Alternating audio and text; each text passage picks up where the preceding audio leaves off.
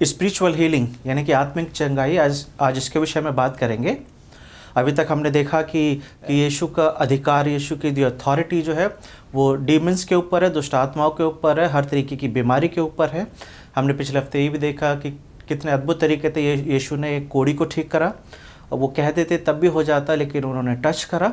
आज हम चैप्टर 2 को जब देखेंगे तो यहाँ पर भी एक एपिसोड है जो तीनों जो सिनॉप्टिक गॉस्पेल के जो ऑथर है यानी कि मती ने और लूका ने भी इस चीज़ को लिखा है और मरकुस ने भी लिखा है कि एक लकवे के मारे को we will notice a man with the paralysis and how Jesus is going to heal him.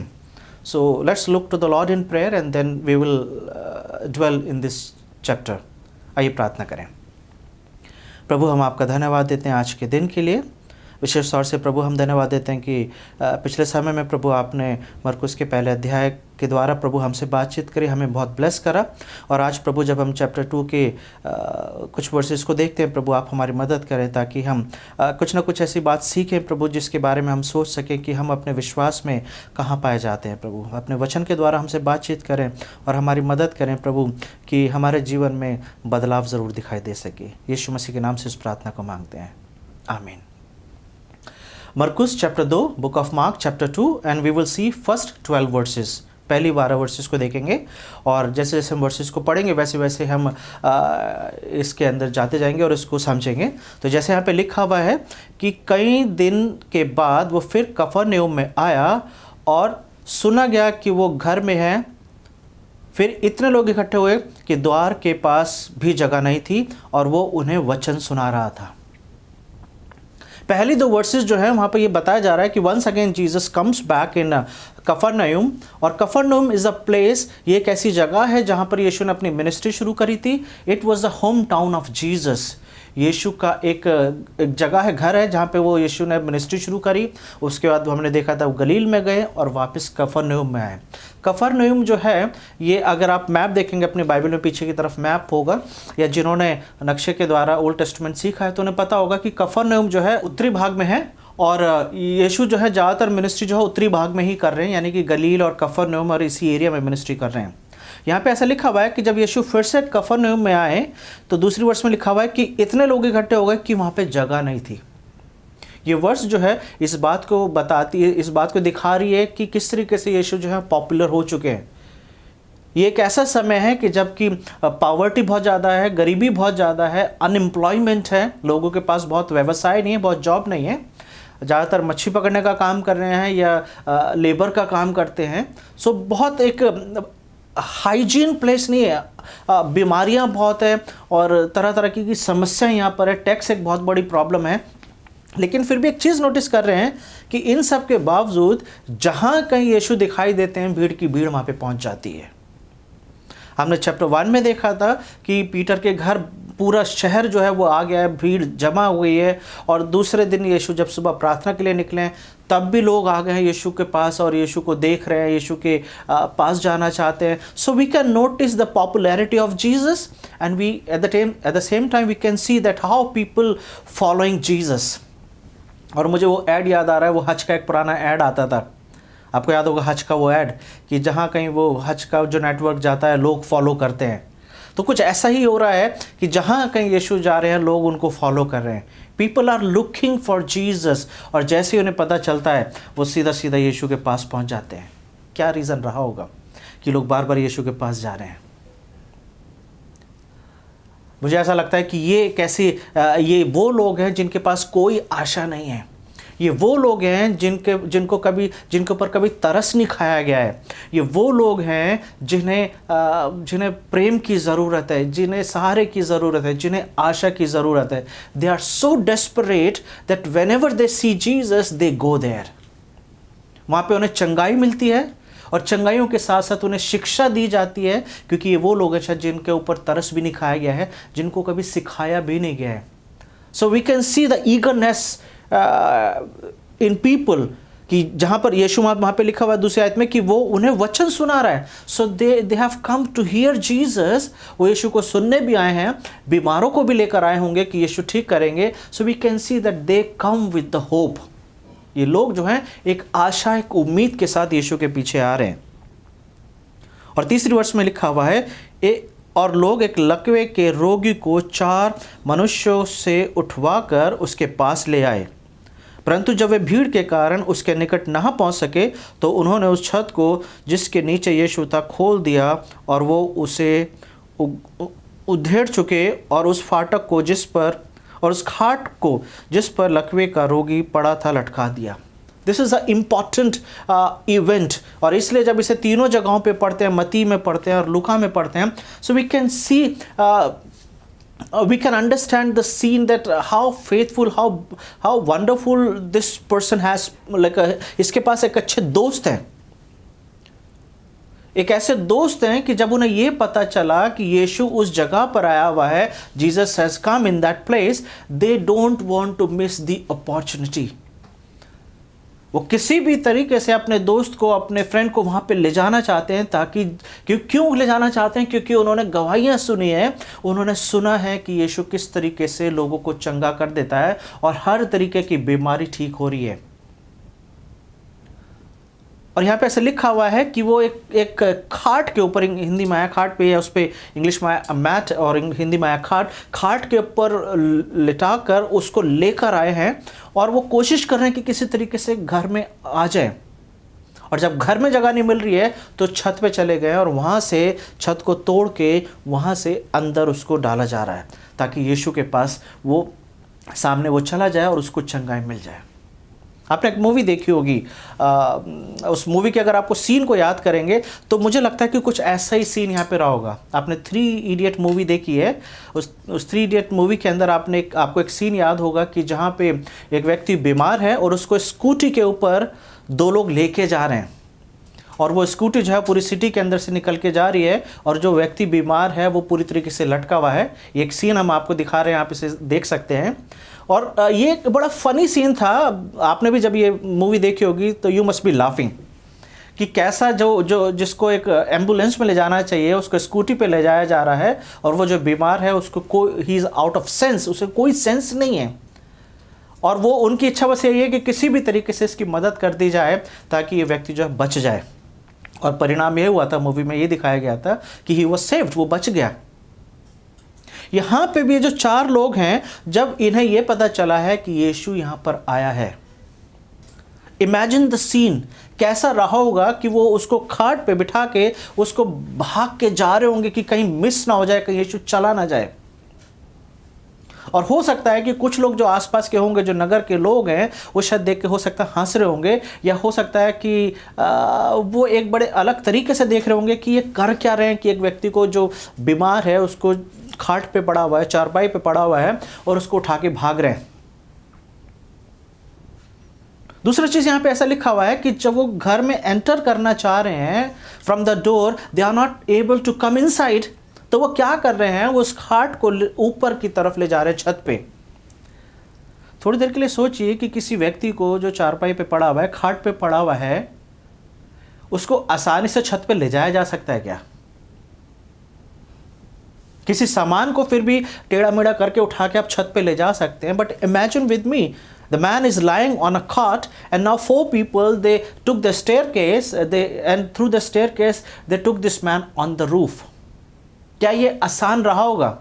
और मुझे ऐसा लगता है कि ये जो व्यक्ति जो बीमार है, ये सोच रहा होगा कि मेरे साथ तो आज क्या हो रहा है, कि कभी ये भाग रहे हैं, कभी टेढ़े मेढ़े हो रहे हैं, कभी उसे गिरने का डर लग रहा होगा, कभी उसे लग रहा होगा कि जिस तरीके से सीढ़ियों से ये लेके जा रहे हैं मुझे, मैं तो आज ऊपर से ही नीचे गिर जाऊंगा। But we can see effort of these 4 people, ये जो 4 दोस्त हैं, ये हर वो प्रयास कर रहे हैं ताकि किसी ना किसी तरीके से इस व्यक्ति को चंगाई मिल जाए। अगर थोड़ी देर के लिए मैं यहां पे रुकूं तो मैं आपसे एक सवाल पूछना चाहता हूं, have you ever taken your friend to Jesus? क्या आप कभी अपने मित्र को या अपने कभी फैमिली मेंबर में कोई ऐसा व्यक्ति है जो प्रभु यीशु मसीह से दूर है, कभी आपने ऐसा एफर्ट लिया है कि आप उसे यीशु मसीह के पास लेकर आएं? Have you tried to your family members? Have you tried to your friends? आपने अपने परिवार वालों के लिए कभी ऐसा कोशिश करी है जैसे ये 4 लोग कर रहे हैं? क्या आपने कभी अपने मित्र के लिए ऐसा प्रयास करा है कि ये हर एक प्रयास कर रहे हैं कि किसी ना किसी तरीके से इसको यीशु के पास ले जाएं? क्यों? क्योंकि उन्हें आशा है, उन्हें उम्मीद है और उन्हें विश्वास है। क्योंकि यहाँ पे ऐसा लिखा हुआ है 4 वर्ष में, 5 वर्ष में, कि यीशु ने जब उन व्यक्तियों को देखा जो उस लड़के को लेकर आए थे, उस बीमार को लेकर आए थे, वहाँ पे ऐसा लिखा हुआ है 5 वर्ष में, यीशु ने उनका विश्वास देखकर, उनका मतलब किसका? उन 4 दोस्तों का, उन 4 व्यक्तियों का जो उस व्यक्ति को लेकर आए थे। It was their faith. अगर आप भी विश्वासी हैं और आप ये सोचते हैं कि मैं अगर अपनी फैमिली को, अपने दोस्त को, अपने एम्प्लॉय को, अपने किसी साथी को, अपने किसी प्रियजन को अगर मैं प्रभु के पास लेकर आऊँगा, so it can be your faith that these people can get salvation. क्या ये फेथ आपके जीवन में पाया जाता है? क्या आपने कभी ऐसा प्रयास करा है? अगर मैं आज खड़ा हूं यहाँ पर, तो मुझे पता है कि मेरे जीवन में ऐसे लोग आए जो मुझे प्रभु यीशु मसीह के पास लेकर गए। अगर वो मेरे जीवन में नहीं आए होते तो मैं कभी प्रभु यीशु मसीह को नहीं पा सकता था। स्पिरिचुअली आई वॉज सिक, लेकिन ऐसे दोस्त, ऐसे मित्र मेरे जीवन में आए जिनके द्वारा मैं प्रभु यीशु मसीह को पा सका। और अगर आप इस सरमन को सुन रहे हैं तो मैं विश्वास करता हूं कि आपके जीवन में कोई ना कोई ऐसा व्यक्ति रहा होगा जिसने आपको प्रभु यीशु से मिलाया है, प्रभु यीशु मसीह के बारे में सिखाया है और प्रभु यीशु मसीह के पास लेकर आया है ताकि आपके जीवन में एक बदलाव आ सके। But what you are doing? क्या आप किसी को प्रभु के पास लेकर आ रहे हैं या लेकर आए हैं, या अभी इच्छा है? और अगर नहीं है तो ये जो वचन सुन रहे हैं, make a plan, think about your life. आप भी किसी ना किसी के लिए आशीष बन सकते हैं। Just learn from this portion. यहां पर ऐसा लिखा हुआ है कि 5वें वर्ष में कि जब यीशु ने उनके विश्वास को देखा और तब यीशु ने उस लकवे के रोगी से कहा, हे पुत्र, तेरे पाप क्षमा हुए। Now we have to stop here. पहले यीशु उनके विश्वास को देख रहे हैं जो उसे लेकर आए, और जब उनके विश्वास को देखा तब यीशु उस व्यक्ति से जो बीमार है उसे बोल रहे हैं कि तेरे पाप क्षमा हुए। क्या यह व्यक्ति पापों की क्षमा के लिए आया था? यह व्यक्ति इसलिए लाया गया था कि इसको चंगाई मिल सके। He is sick, he is not well, paralysed है ये, और लकवा है और इसकी ज़रूरत, इसको हीलिंग है और इसकी ज़रूरत अभी शायद पापों की क्षमा नहीं है इस व्यक्ति के हिसाब से। लेकिन जब हम प्रभु यीशु मसीह को देख रहे हैं, Jesus knows the reason of the sickness, Jesus knows the actual need of this person. कई बार हमारे समाज में ऐसा बोला जाता है कि अगर आपको चंगाई की जरूरत है तो आपको विश्वास करना पड़ेगा। अगर चंगाई चाहिए तो प्रभु यीशु मसीह पर विश्वास करना पड़ेगा। But I want to tell you this is absolutely wrong. ऐसा नहीं है, बाइबल ऐसा नहीं सिखाती है कि चंगाई को प्राप्त करने के लिए विश्वास करना जरूरी है। Healing is the business of God. Healing is the business of God. अगर हर एक विश्वासी को, हर एक जन को विश्वास ही करना पड़ेगा कि यीशु ठीक करेंगे, तो हम देख रहे हैं कि यीशु मसीह के समय में जब यीशु मसीह पृथ्वी पर घूम रहे, यीशु ने कितने लोगों को चंगा करा है। क्या हर एक जन यीशु मसीह पर विश्वास करता था, या चंगाई पाने के बाद हर एक जन ने विश्वास करा है? ऐसा नहीं है, ऐसा नहीं है। So we can understand that the healing is the business of God. परमेश्वर चंगाई देना चाहते हैं, इसलिए नहीं क्योंकि लोग विश्वास करते हैं। But this is the act of God. This is the will of God. This is the business of God कि परमेश्वर जो हैं वो लोगों को चंगा करते हैं। और यहाँ पर यीशु मसीह इस बात को जानते हैं कि इस व्यक्ति की सबसे बड़ी ज़रूरत जो है वो पापों की क्षमा है। So before Jesus is going to give him a physical healing, Jesus is giving him a spiritual healing. एक आत्मिक चंगाई यहाँ पर यीशु जो है इस व्यक्ति को दे रहे हैं। अब यहाँ पर हमें एक चीज़ और सोचना होगा कि जैसे रोमियो 6:23 में लिखा हुआ है कि पाप की मजदूरी मृत्यु है ना, wages of sin is death. अगर पाप की मजदूरी मृत्यु है तो यानी कि पाप से बचने के लिए मृत्यु जरूरी है, यानी या तो जानवर चढ़ाना है या किसी न किसी चीज का लहू बहाना जरूरी है। और यहां पर इस व्यक्ति के लिए कुछ भी नहीं मारा गया है। यहां पर यीशु जो है बिना मृत्यु के, यीशु की अभी खुद की मृत्यु नहीं हुई है और यहां पे कोई जानवर बलि नहीं चढ़ाया जा रहा है और यीशु जो है डायरेक्ट उसको क्षमा कर रहे हैं। अब यहाँ पे देखिए क्यों मैं इस बात को बोल रहा हूँ, क्योंकि 6 वर्ष में लिखा हुआ है, तब कई शास्त्री जो वहाँ बैठे थे अपने अपने मन में विचार करने लगे कि यह मनुष्य क्यों ऐसा कहता है, यह तो परमेश्वर की निंदा है, परमेश्वर को छोड़ कौन पाप क्षमा कर सकता है। Which is absolutely correct. अगर आप लूका की किताब में पढ़ेंगे या मत्ती की किताब में पढ़ेंगे तो वहाँ पे ऐसा लिखा हुआ है कि जब यीशु इस काम को कर रहे हैं तो वहाँ पे फरीसी भी हैं और शिक्षा देने वाले भी हैं। Teachers and Pharisees, they were present when Jesus was doing this work. मार्कुस लिख रहा है कि सिर्फ यहाँ पर शास्त्री हैं, scribes were there and they are thinking that how this man can say that I forgive your sins, because forgiving the sin is the business of God. तो वो बिल्कुल सही सोच रहे हैं, लेकिन प्रॉब्लम कहाँ है, कहीं ना कहीं वो यीशु को गॉड की कैटेगरी में नहीं देख रहे हैं। They don't see Jesus as a God, they see Jesus only as a man. और यहां पर यीशु इस बात को जानते हैं, क्योंकि यहां पे 8वें वर्ष में लिखा हुआ है, यीशु ने तुरंत अपनी आत्मा में जान लिया कि वे अपने मन में ऐसा विचार कर रहे हैं। यीशु को पता चल गया है कि वो क्या सोच रहे हैं कि इसको क्षमा कैसे किया गया है। पहली चीज, क्षमा सिर्फ परमेश्वर कर सकते हैं। दूसरी चीज, क्षमा के लिए किसी जानवर का बलि चढ़ना जरूरी है, क्योंकि ये वो लोग हैं जो ओल्ड टेस्टामेंट को फॉलो कर रहे थे। दे वर द लीगलिस्टिक। ये वो लोग हैं जो व्यवस्था को पूरी तरीके से मानते थे। ये व्यवस्था को तो मानते थे, लेकिन व्यवस्था के अंदर जो व्यवस्था का जो मेन जिसकी वजह से परमेश्वर ने दिया, शायद they were missing those elements of the law. क्योंकि जब डेविड ने जब बैतशेबा के साथ पाप करा, वो व्यभिचार हुआ, तो जब हम साम 51 पढ़ते हैं तो वहाँ पे ऐसा लिखा हुआ है कि वहाँ पे सुलेमान ये बोल रहा है कि अगर तू बलियों से खुश होता, जानवर तो बलियों से खुश होता तो मैं तेरे लिए बलि चढ़ा देता, लेकिन मैं जानता हूं कि तू बलियों से खुश नहीं होता। We don't find anywhere in scripture that after committing adultery with Bathsheba, David did any sacrificial. उसने कोई बलियां चढ़ाई हो, कुछ सेक्रीफाइस करा हो, कुछ बलिदान करा हो ताकि उसे क्षमा मिले। He just repented from his heart. और जैसे कि भजन उसके 32:1 में लिखा हुआ है, Blessed is he whose transgressions is forgiven, whose sin is covered। क्या ही धन्य है वो जिसके अपराध क्षमा किए गए और जिसका पाप ढांका गया हो।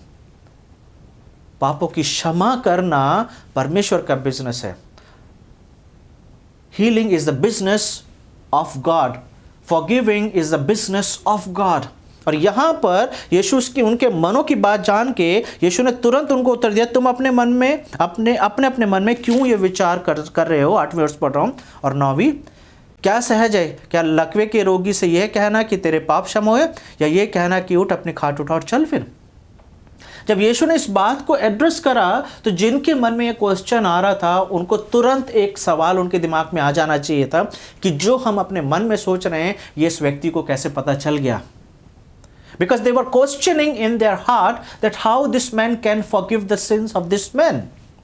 And when Jesus replied the answer of this question, they would have amazed। उन्हें ये सोचना चाहिए था कि यीशु ने हमारे मन की बात कैसे कर ली, क्योंकि वहाँ पर यीशु ये उनकी मन की बात जान के जब उनको जवाब दे रहे हैं तो basically Jesus is saying I am the God and I have the authority to forgive the sins and to heal the people.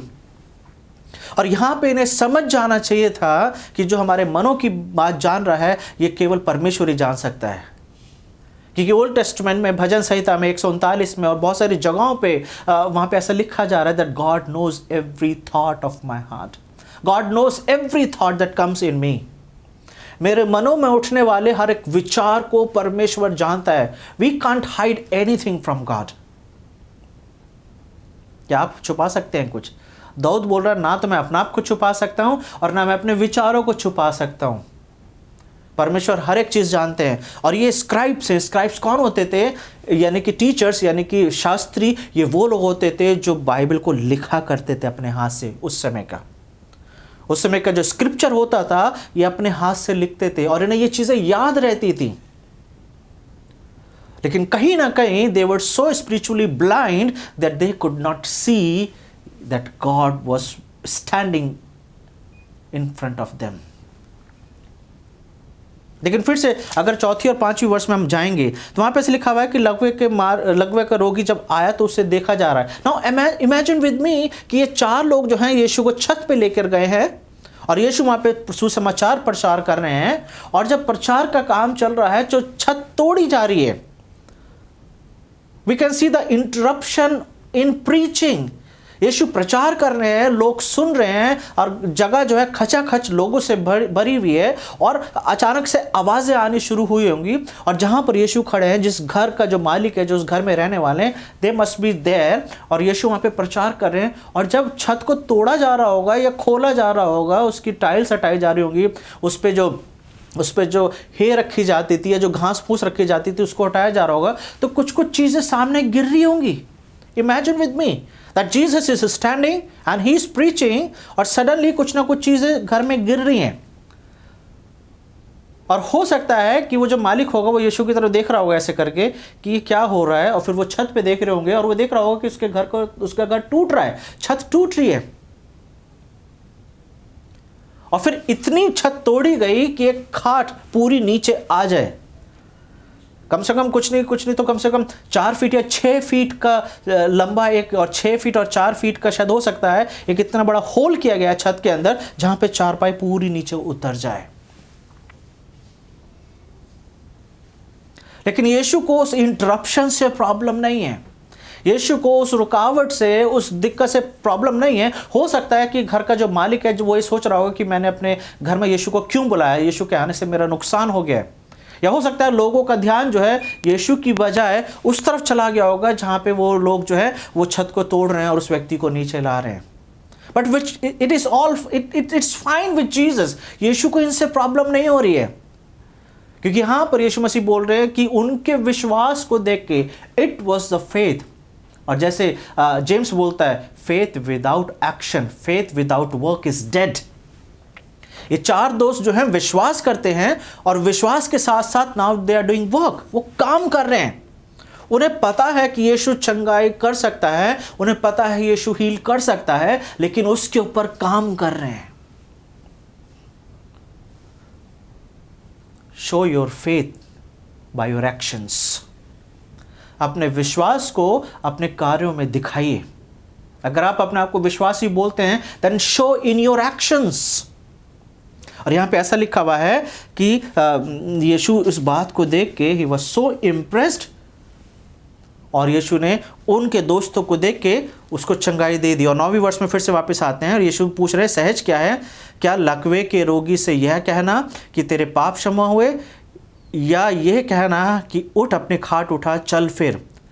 और तुरंत जिससे तुम जान लो कि मनुष्य के पुत्र को पृथ्वी पर पाप क्षमा करने का भी अधिकार है।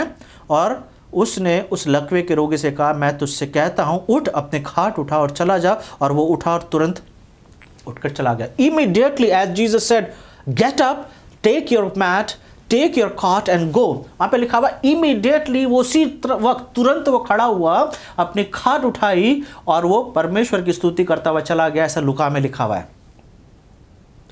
तुरंत, इमीडिएटली। ऐसा नहीं है कि यीशु ने गोली दी कि 2 रात को खाने के बाद खाना और 1 नाश्ते के बाद खाना और 3 दिन में तुम्हारी तबीयत ठीक हो जाएगी। This is amazing healing. वो एक लकवे का मारा हुआ व्यक्ति है, यानी कि उसके शरीर में वो सूखापन जो है वो जान नहीं है, उसके मसल्स में, उसकी बोन्स में वो जान नहीं है, उसकी जो वेन्स है, वो जो नसें हैं वो दबी हुई हैं, वो दिक्कत है। Medically he is not fit, he can't stand. But understand the miracle of healing. Understand the authority of Jesus. यीशु का वो अधिकार कि यीशु ने जब बोला, उसके टखनों में, उसकी हड्डियों में, उसकी मांसपेशियों में, उसके शरीर में वो सामर्थ आई है कि वो लकवे का जो मारा कई दिनों से चारपाई पे पड़ा हुआ होगा, बिस्तरे पे पड़ा होगा, वो तुरंत खड़ा हो गया। यीशु ने हाथ पकड़ के खड़ा नहीं करा है, वो तुरंत खड़ा हो गया है और अपनी खाट को खुद उठा रहा है। उसके दोस्तों को नहीं बोला यीशु ने कि इसकी खाट उठा लो, अब ये चलेगा। यानी कि इतनी सामर्थ आना कि खुद अपने पैरों पे खड़े हो जाना। Then he is picking up his own cot and he is going. उस कॉट को उठा के वो अपने ही कंधे पर उठा के वो चला गया। कहां से ये सामर्थ आ गई, कहां से ये स्ट्रेंथ आ गई, कहां से ये बल आ गया? This is the miracle healing of Jesus. यीशु उसकी आत्मिक चंगाई के बारे में बात करें। यीशु ने इससे पहले कि उसके शरीर को चंगाई करा, यीशु ने उसको आत्मिक चंगाई दी। यानी कि यीशु ने जान लिया कि इसके जीवन में पाप है। यीशु ने 2 बार अपने जीवन काल में जब वो मिनिस्ट्री कर रहे थे, 2 बार 2 लोगों को यीशु ने बोला कि जा तेरे पाप क्षमा हुए। पहला ये व्यक्ति है लकवे का मारा हुआ, and second is the women. जब यीशु एक साइमन के घर में बैठा हुआ था और जहां साइमन ने अपने घर पे खाने पे बुलाया था, वहां पर एक स्त्री आई थी, अगर आपको पता होगा। और वो स्त्री आई थी और यीशु के पैरों को धो रही थी, उसको चूम रही थी। वहां पर भी यीशु ने साइमन से बोला कि मैं तेरे घर में आया, तूने मेरे पाँव नहीं धोए। मैं तेरे घर में आया, तूने मुझे किस नहीं करा। बट सी दिस विमेन, जब से मैं यहाँ पर आया हूँ, she is kissing my feet. अगर आप मत्ती 7 देखेंगे तो वहां पर आप इस चीज को पढ़ सकते हैं। और वहां पे यीशु ने उस स्त्री को बोला था कि जा तेरे पाप क्षमा हुए। Jesus is God when he was on earth. यीशु मनुष्य भी हैं और पूरी तरीके से परमेश्वर है, और उनको यह अधिकार है। और यीशु ने इस बात को बोला था कि लोग समझ जाएं that he has the authority to forgive sins and to heal the people. Indirectly लोगों को यीशु ने डायरेक्टली इस चीज को बोला दैट आई एम गॉड। कुछ लोग ये बोलते हैं कि बाइबल में कहीं भी यीशु ने ये नहीं बोला कि मैं परमेश्वर हूं। बट लुक एट हियर, वो बोल रहे हैं कि मनुष्य के पुत्र को, यानी कि वो अपनी बात कर रहे हैं that I have the authority to forgive since.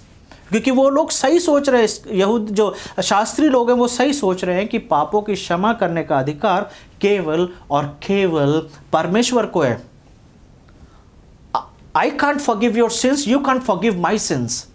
हम एक दूसरे के पापों को क्षमा नहीं कर सकते हैं, लेकिन हाँ, जब हम एक दूसरे के प्रति गलती करते हैं, हम एक दूसरे को सॉरी बोलते हैं और हम एक दूसरे से क्षमा मांग लेते हैं। लेकिन जब हम कोई भी पाप करते हैं, क्यों यहूदी ऐसा सोचते थे कि परमेश्वर ही क्षमा कर सकता है? क्योंकि उनके लिए पाप क्या था? व्यवस्था का उल्लंघन करना पाप था।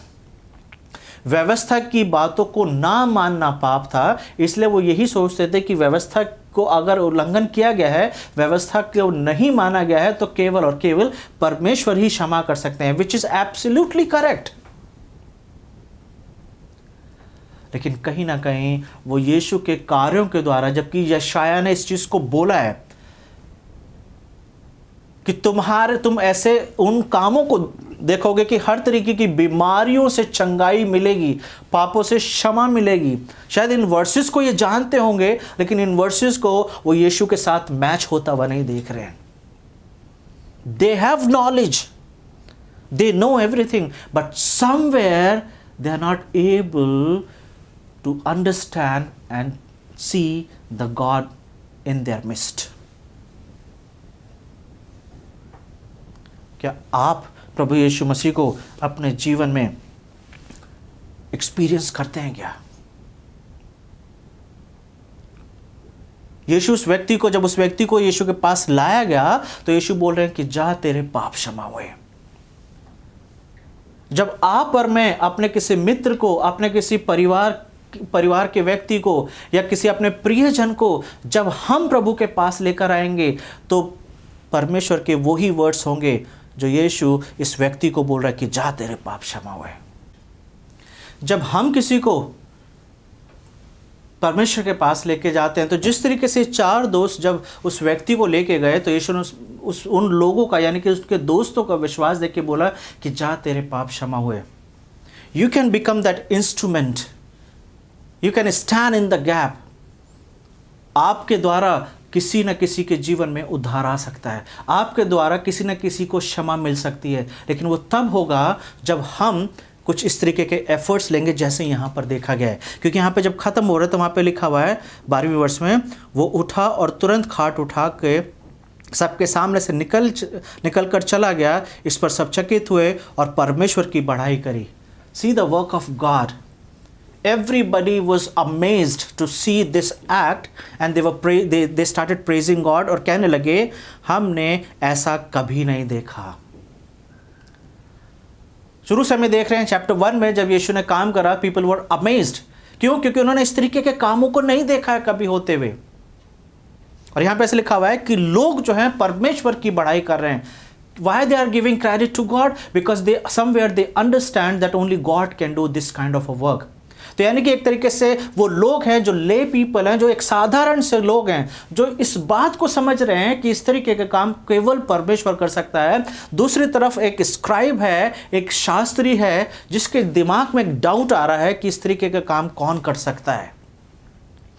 और दोनों तरीके के क्राउड को, यानी कि शास्त्री को और लोगों को यीशु एड्रेस कर रहे हैं और इस चीज को बोल रहे हैं कि मनुष्य के पुत्र को ये अधिकार है संसार में, पृथ्वी के ऊपर, कि पाप क्षमा करे और चंगाई दे।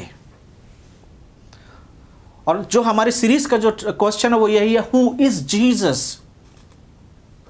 और यहाँ पे मार्क जो है बहुत सुंदर तरीके से यीशु की आइडेंटिटी को रिवील कर रहा है और वो बता रहा है यीशु वो है जिसको पाप करने का अधिकार, पाप को क्षमा करने का अधिकार है और जिसको चंगाई देने का अधिकार है। इससे पहले उसने यीशु की अथॉरिटी को डीमंस के ऊपर और हर तरीके की बीमारियों के ऊपर, लेप्रेसी के ऊपर दिखाया है। Now Mark is showing that Jesus has the authority even to forgive sins. कुछ लोग यही ढूंढते रहते हैं कि यीशु ने कभी अपने आप को ये नहीं बोला that I am God, but here we can see Jesus is saying I am God. क्योंकि जब मनुष्य का पुत्र बोल रहे हैं तो ये जो शास्त्री हैं यहाँ पर बैठे हुए हैं, या जो फरीसी लोग यहाँ पर बैठे हैं, इन्हें डैनियल की किताब याद होनी चाहिए थी, जहाँ पर भविष्यवाणी की गई थी डैनियल चैप्टर 7 के अंदर और डैनियल चैप्टर 2 के अंदर, कि मनुष्य के पुत्र का ससा रूप दिखाई दिया गया है। वो जो टाइटल है सन ऑफ मैन, मनुष्य का पुत्र, वो प्रभु यीशु मसीह के लिए वो एक टाइटल दिया गया था। तो कई बार ज्ञान है लेकिन ज्ञान अधूरा है, या ज्ञान तो है लेकिन आत्मिक अंधापन है। और इसलिए यीशु इसलिए आए ताकि वो स्पिरिचुअल हीलिंग दे सके, आत्मिक चंगाइयाँ दे सकें। और इसलिए यहाँ पर दिखा जा रहा है कि इससे पहले यीशु ने उसे चंगा किया, यीशु ने उसके पापों को क्षमा करा। क्यों? क्योंकि यीशु जानते हैं कि आज भी आपकी और मेरी अगर सबसे बड़ी रिक्वायरमेंट है, सबसे बड़ी ज़रूरत है, तो हमारी वो ज़रूरत नहीं है जो संसार की चीज़ें हैं। The biggest need of mankind is forgiveness. शुरू से मनुष्य जो है पाप की क्षमा के लिए प्रयत्न करता जा रहा है, बहुत सारी कोशिशें कर रहा है, और इसलिए हर धर्म में, हर समाज में फॉरगिवनेस को लेके, यानी कि मोक्ष को लेके, उद्धार को लेके कोई ना कोई कार्य किया जा रहा है।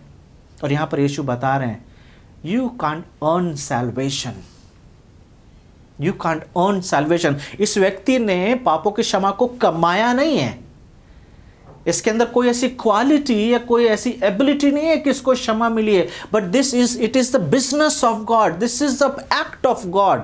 ये परमेश्वर का एक कार्य है कि वो क्षमा करना चाहते हैं। क्या आप एक ऐसे व्यक्ति बन सकते हैं कि आपके द्वारा किसी को क्षमा मिले?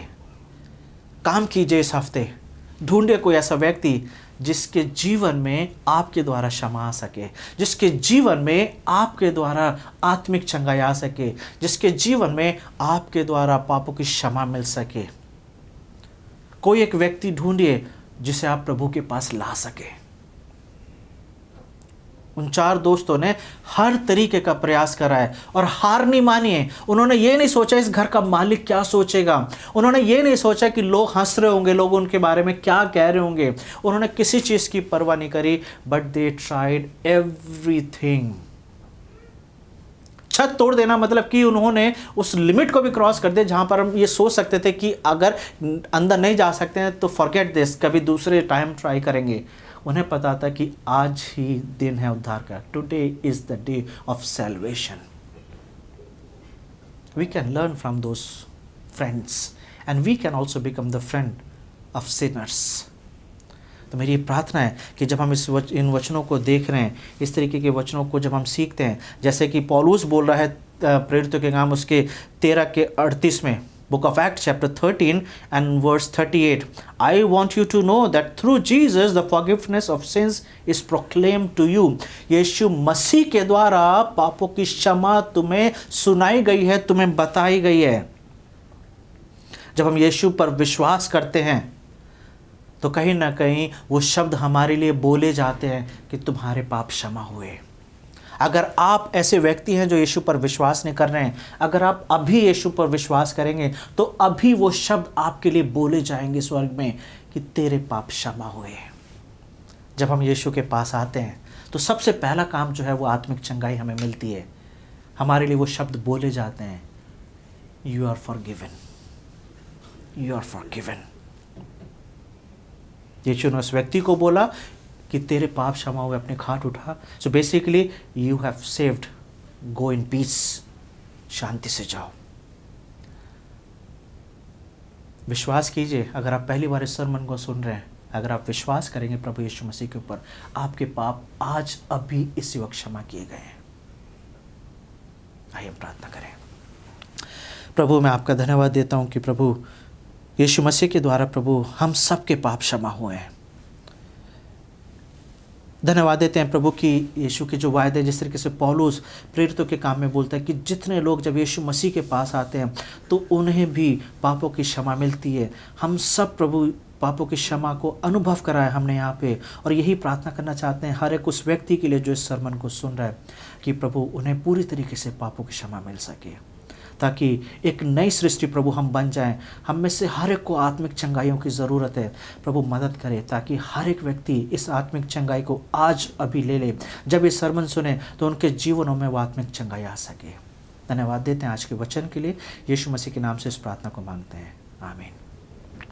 मेरी यही इच्छा है कि जिस तरीके से वो 4 व्यक्ति अपने दोस्तों को यीशु के पास लेकर आए, आप भी किसी न किसी तरीके से लोगों को यीशु के पास ला सकते हैं। आप संदेश भेजने के द्वारा, इस मैसेज को भेजने के द्वारा लोगों को, जिसको आप चाहते हैं कि जिसके जीवन में काम हो, उसको संदेश भेजिए। हो सकता है सुनने के द्वारा उसके जीवन में आत्मिक चंगाई आ जाए। May God bless you. Have a wonderful week.